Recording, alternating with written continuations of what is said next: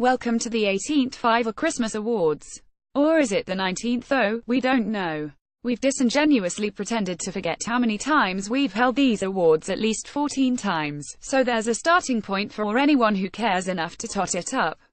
Furthermore, it's now well over a decade since we awarded Bayer Leverkusen an unprecedented FIFA Christmas Awards quadruple, and in honor of the legendary coach Klaus Topomola, kids, ask your grandparents, we declare that now is a time for cigarettes and booze. And curly hair, with locks springy enough to hold a lit cigarette, just in case you have a can of purple tin and a quadruple gin on the go at the same time. But it's also time to dole out a few awards. Mainly because we sense you're losing interest already, and if we don't start soon, the FIFA will be in your bin folder quicker than we can say "Gar, wah and oh reader, how could you?" The Larry David Award for Positivity in Difficult Times. Nothing elicits a smile quite like Roy Keane's sunshine punditry.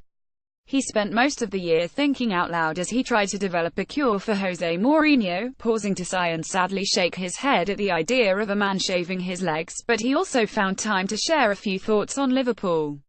"If they were playing out in my back garden, I wouldn't watch them," said Keane, spotting no contradiction between that observation and his role as assistant manager of free-flowing entertainers the Republic Warland. The Brian Clough Award for Longevity. Frank de Boer, who arrived in London intent on making Crystal Palace play like Ajax, and left 77 days later with a P45 and a newfound realization that you can't make a silk purse out of Christian Benteke. The Glenn Hyson Award for defending Victor Lindelof, whose early displays at centre-back resembled a one-legged cat on a hottentot roof and left Manchester United fans wistfully recalling the serene elegance of David May and William Prunier.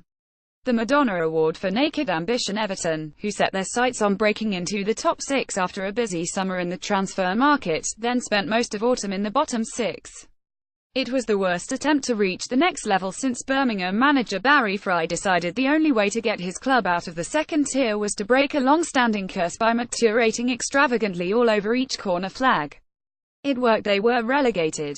The Kevin Mirallas Award for Unilateral Idiocy. It's that man Benteke, who nicked a last-minute penalty off Luka Milivojevic for Crystal Palace against Bournemouth, and then missed the bloody thing. Oh, Christian Benteke misses a penalty after acting the big man.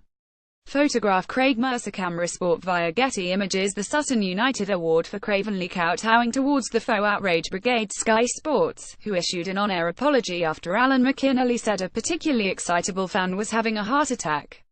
As a piece of inadvertent self-satire, it was genius. Honorary mention. The Wales FA, for hauling their own chief executive, Jonathan Ford, before a disciplinary commission over his comments that the next Wales manager will definitely not be English. The Robocop Award for malfunctioning and going rogue. Andy Carroll's Elbows, which spent the last few months of 2017 being accused of altering the contours of footballers' faces up and down the country. The Jeff Hurst Award for Political Correctness. Irredeemable tool. Kelvin Mackenzie, who compared Ross Barkley to a gorilla in the Super, saw away son, and then pleaded innocence regarding Barkley's Nigerian heritage. Soon after, Mackenzie left the Sun by mutual consent. Hopefully they mutually consented him into the nearest pond and then fell in after him. The Paolo Di Canio Award for Respecting Officials. Lionel Messi, banned for a World Cup qualifier with Argentina after reportedly offering a linesman a not entirely sensical piece of advice: "F off, your mother's a C." He shares the award with Luis Suarez, who called a linesman a midget sort after Messi's goal was disallowed against Valencia. MSQ. Respect. The Al Capone Award for getting their man on a technicality. Back in March, FIFA banned Russian Deputy Prime Minister Vitaly Mutko from being re-elected to the FIFA Council, basically on an issue of small print, after he failed an eligibility test. What luck, then, when Mutko was fingered by the IOC for overseeing Russia's alleged state-sponsored doping regime.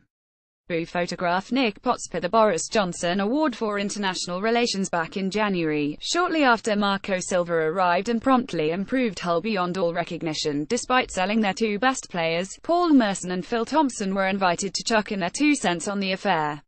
And their verdict on this man, flagrantly and ostentatiously not from this country, was firm. Why does it have to be a foreign manager? What's he know about the Premier League? What's he know? Inquired Merson. He's not got a clue, was Thompson's opinion. Still, at least those two weren't sent to Hull to try and smooth things over. The Michael Knighton Award for Flamboyant, Unsuccessful Takeovers in March. Paul Bacaglini, a former nude model, TV presenter and founder of a political party based on lemons, was unveiled as new president of Palermo. To prove his bona fides, he got the Palermo crest inked on his torso, although it was a little tricky to pick it out among the 60-plus other tattoos about his person. Alas, in a dazzling turn of events, his takeover collapsed when he couldn't come up with the necessary readies. "I honestly feel that I gave it my all," sighed Bacaglini. The Mark Clattenburg Award for egotism in refereeing. The king may no longer be on the throne, but he is still the king. "If I sent 3 players off from Tottenham, what are the headlines?" noted the now tragically ex-referee Mark Clattenburg, about the Chelsea v Tottenham game that he took charge of in 2016. Clattenburg cost Tottenham the title. "It was pure theatre that Tottenham self-destructed against Chelsea and Leicester won the title." He later clarified his thoughts, saying, "One thing I certainly don't want to do is be the centre of attention."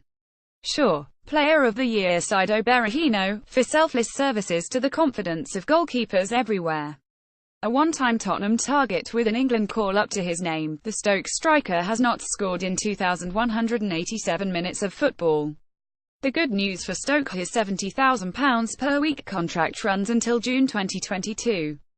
Saido photograph Carl Rosinareuters RUNNERUP Lionel Messi. Team of the Year Sunderland.